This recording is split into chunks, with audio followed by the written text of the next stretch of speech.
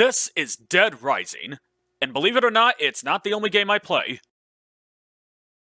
Okay, wise guy, not what I meant. But there are other games I play, and as a bonus end of year video, I want to showcase what else funny Servbot Man plays when not recording Dead Rising. We'll start with the other zombie games I play, since those are probably closer to what you'd expect from me, and then move on to ones you'd only know if you listen to the music I use in the videos. The visuals will not be closely related to what I'm saying after the first game, so you can just sit back and listen into this one. Kill all sons of bitches. That's my official instructions. Yeah, this one's hardly a shock. I've already done a few videos on Left 4 Dead 2, I have other ones planned out, and I can't imagine any of you don't know how this game plays. So instead, as I showcase my favorite mods, let's instead answer a question I get asked from time to time. Why don't I make videos of playing this game with my friends? Well, while I won't say that'll never happen, it's because I just want it to be fun time we have together. YouTube's content guidelines can be vague at best, and we are all aware that they are not uniformly enforced. Now, I'm willing to work with that, but those are my chainsaws to juggle. I don't want my friends to have to worry about what aspects of their real-world lives or what's going on in their home countries they are and aren't allowed to talk about when being recorded for YouTube. Plus, there's always the real chance I would have to consider which combination of friends my audience responds to, and I don't want to have to start playing favorites based on things like that. Altogether, I'd rather our fun times just be what they've always been for the past decade we've been hanging out, us relaxing and playing vidya. Plus, trying to monetize every aspect of your free time and life is a trap I've seen way too many people fall into. So overall, this being a more private thing I do with my friends is probably for the best. Weapons over here!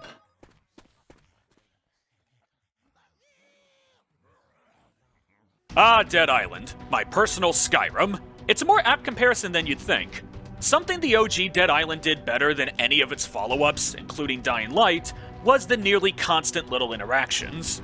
Much like with the 5th Elder Scrolls game, this is a title where you can take a left on your way to a main objective, find some stuff to loot, find some basic enemies to kill, find more stuff to loot, discover a quest that's just been added to your map because you finally got close enough, which then takes you on a different route with its own side distractions, and before you know it, it's been an hour without doing anything towards that main quest, but the supplies and XP you got stop it from feeling like you didn't do anything.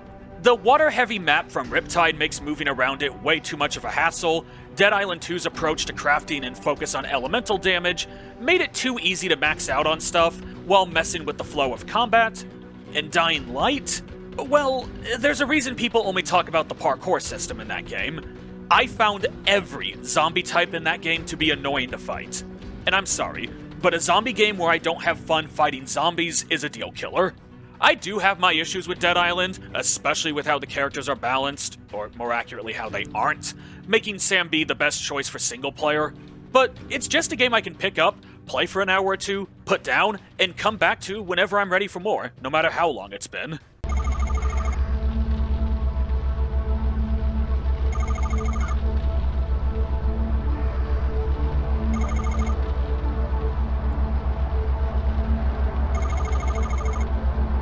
To hell with the remakes of Resident Evil 2 and 3, Crow Country is what I want from a modern take on classic Resident Evil. And I don't just mean the visual style, although it is one of the best revisits to this era of 3D visuals. No, to me the key example is how the camera is fixed at an angle, but not in position.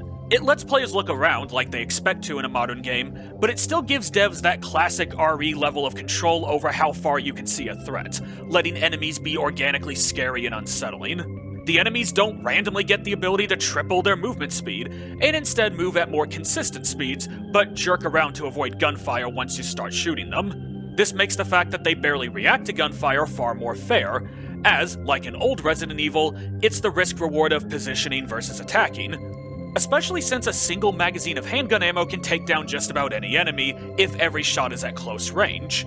But that is where you're at your most vulnerable, and enemies can move slightly faster than you can fire your pistol. So do you try to back up but continue firing, stop aiming and haul tail, or just take a hit and put them down? But perhaps my favorite little detail in comparison to the modern Resident Evil games is that it doesn't use dynamic difficulty to punish you for being good at the game or start babying you if you make a mistake more than once. Yes, I know that started with RE4, but RE2's remake was when it hit a breaking point for me. Instead, and get this, Crow Country just lets the difficulty modes decide your experience. There's an enemy-free mode where the game just has you explore and the guns are just for puzzles. The normal mode has some lenient quality of life options for newcomers, like the ability to use the vending machines to resupply, but only when you're dead out of anything. And the update added a hardcore mode that takes away those comforts and demands you think about every single encounter like those old games. And all of this is before getting into Crow Country's own unique strengths. How fun it is to explore the titular park, how surprisingly unique the story is, how endearing Mara can be as a protagonist, the game's overall sense of humor being really good, or how the puzzles actually make a good deal of sense, save for a few weird item locations. This game was a gift from a buddy of mine, and it was definitely one of his best calls for something I would enjoy. It's one of 2 games he gave me that will appear on this list. Oh hey, another Resident Evil style game. My Friendly Neighborhood was meant to be a comedy survival horror game, but instead many found what they have been missing from the mascot horror genre, that being traditional gameplay and unironic wholesomeness. Instead of avoiding some insurmountable cookie monster who has to get his fix from human bones, you're just some old mechanic doing his job at a thinly veiled parody that may as well be called Poppy Seed Street. The puppets aren't evil or powered by the souls of dead children whose corpses were turned into dish soap. They're just excited to see someone again, as they've been shut down for years, and forgot how strong they were. And Gordon, an old veteran with a purple heart, is literally in no condition for their aggressive hugs. And to get the golden ending, you have to help every major puppet through their personal trauma, each of them featuring Gordon remembering something about himself that he's been too busy to think about, which itself is a reoccurring theme of the game.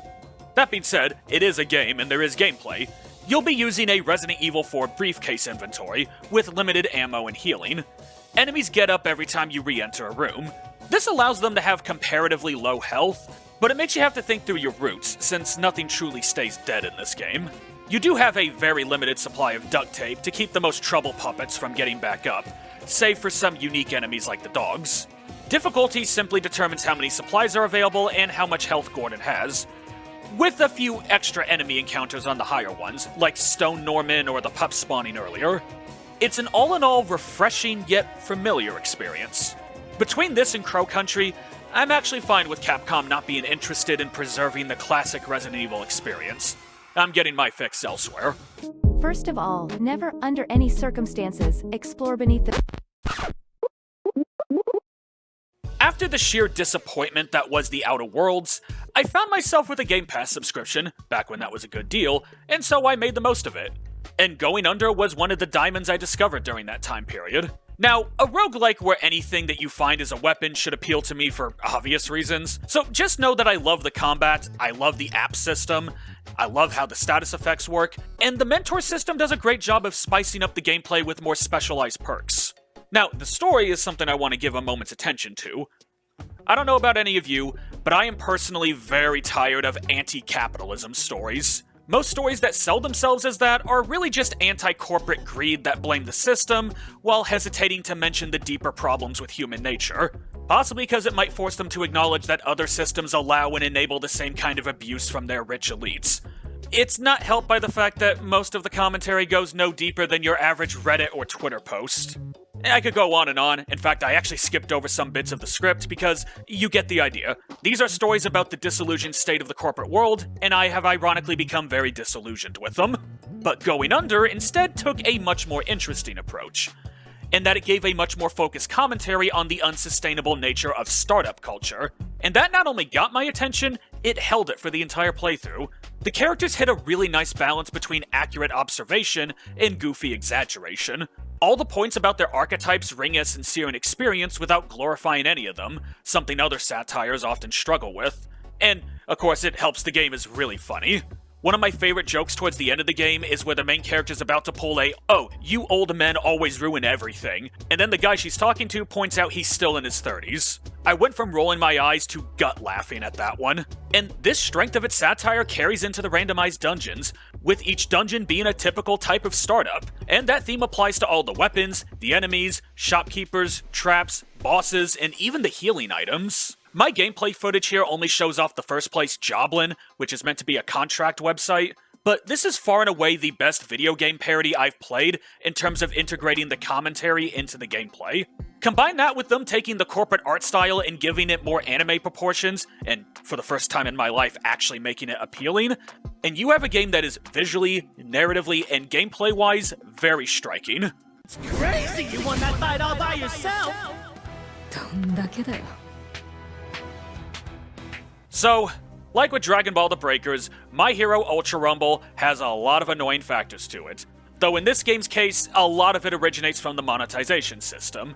If the gacha system only required like $10 to guarantee what you want thanks to the redemption system, I'd happily drop money every season.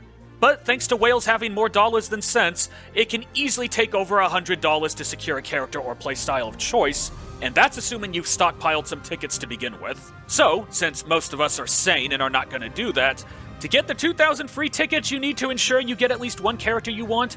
You have to grind out the competitive ranks and events over multiple seasons, and wait until you find the one or two things you're willing to gamble for.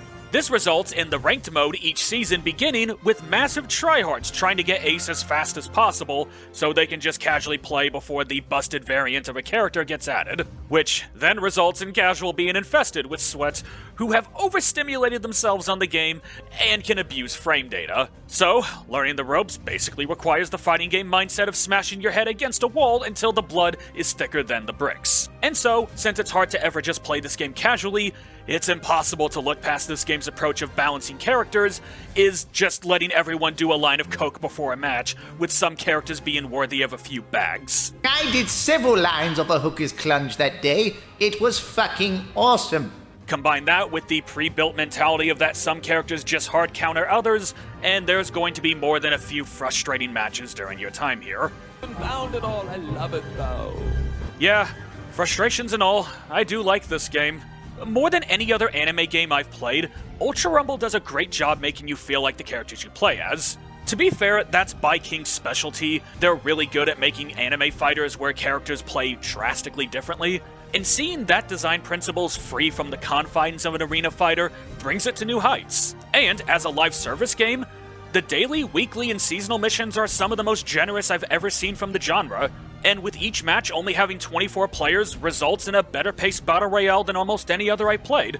And each match only having 24 players and smaller maps results in one of the best paced battle royales I've played, assuming you don't spawn next to someone who deletes you in 3 seconds. So, as someone who has made this my free-to-play live service of choice, I can say I have gotten everything so far without paying a dime, battle passes included. I don't have everything I could want, it's mostly those alternate playstyles that are set up to screw over free players, but I can say that you can enjoy this game without paying for it, especially if you have friends to play with.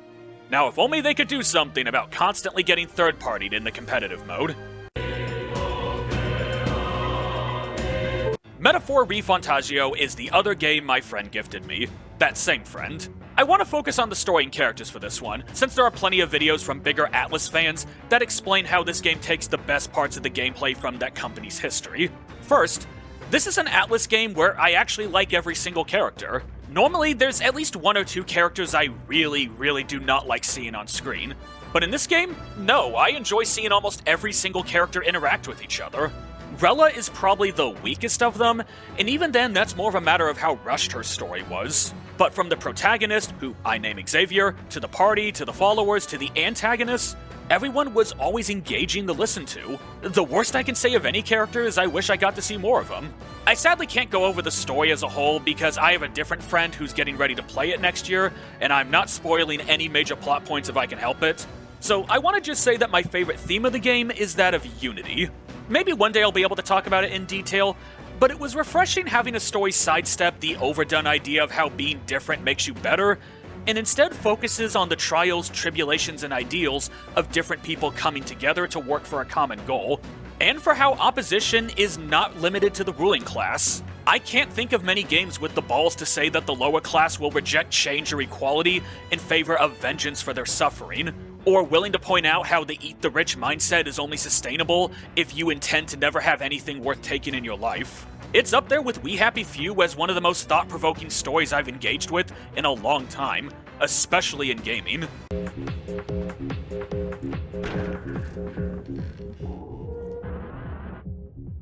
I'd say we're moving on to something a little more lighthearted now, but I don't think Buckshot Roulette counts as that. But it is much easier to explain. The gameplay loop is addictive.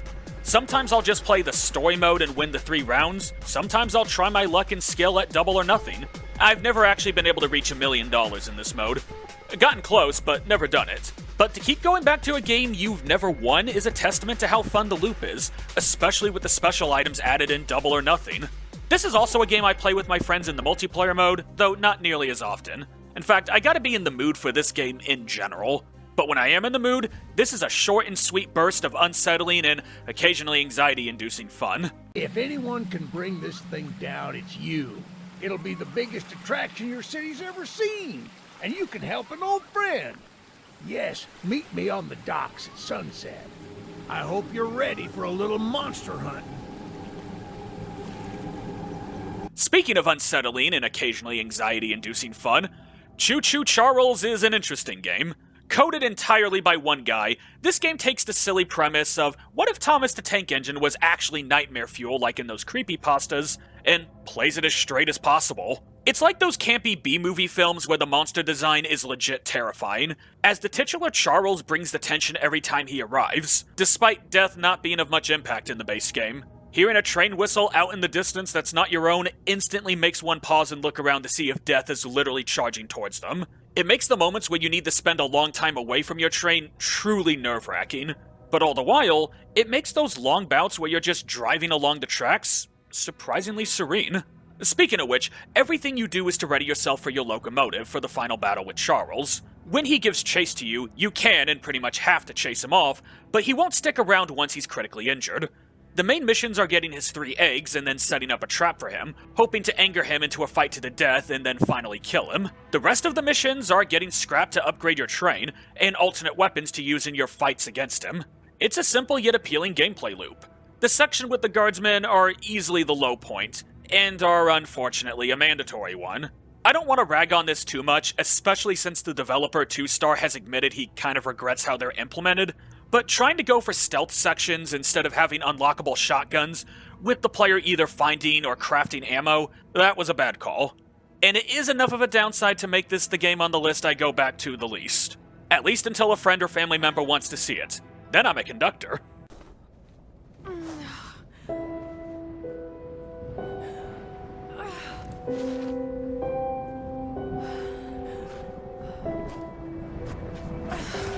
Tomb Raider 2013. I have mixed feelings on this one. So, as a game that's clearly taking notes from the Uncharted series, I really like it and think it surpasses it in almost every way. Having multiple weapons on hand for the different situations instead of like 30 variants of each one but only carrying 2 is really nice, especially since you slowly upgrade them to account for more and more situations. Even if it takes the player a bit too long to get access to their tools in this game. Hunting for food as your level up system is pretty clever, and conveys the idea of having to survive against nature without just dropping you in a desert with nothing to do but march. Our heroine's personality and character arc feels better suited for this kind of adventure, while Nathan Drake's casual demeanor always made him feel disconnected from the violent nature of his quests, even if most of the people he gunned down was in self-defense. This game also manages to have both its action set pieces while maintaining hubs to revisit for collectibles, experience, and scrap. This, combined with the point-and-click mentality of your upgrades, like rope and explosives, go a long way to making the areas feel far less disposable. Overall, it's just a blast to play. However, you may have noticed there's a few names I refused to say just now, because as a Tomb Raider game, this game and its sequel may have caused permanent damage to Lara Croft's legacy. OG Lara didn't just have agency, she was a self-serving anti-hero. She went on adventures because after she survived a plane crash and escaped a deserted island, became a massive adrenaline junkie. Her old life of riches and relaxation did nothing for her anymore. She charged a lot of money for her services, so that way she could fund future Daredevil ventures. And sure, she'd stop anyone trying to conquer the world with whatever artifact or demon was nearby, but she would hope that they would provide a challenge before she won. This game, and its sequels, turned Lara Croft from someone who did really dangerous stuff because she found it thrilling, into a perpetual abuse victim of the world around her. These games seem to think that the only way to portray her struggling is to have her get physically beat and hurt by anything and everyone, including a scene where a guy tried to rape her while tied up. Thanks, totally what I play a Tomb Raider game for. Even her trying to help her friends or family comes off as her loyalty to them, forcing her to lack common sense or self-preservation. The amount of times she submissively acts like she has no choice in a matter, especially with the sequel regarding her dead dad's legacy, is infuriating. Survivor Lara Croft feels like she only does anything in these games out of necessity, sometimes just out of perceived one at that. Real Lara Croft does these things because she wouldn't have it any other way. So yeah, I enjoyed the Survivor trilogy of Tomb Raider games, but I despise the direction they took the series and its protagonist in. The 2026 game is looking good.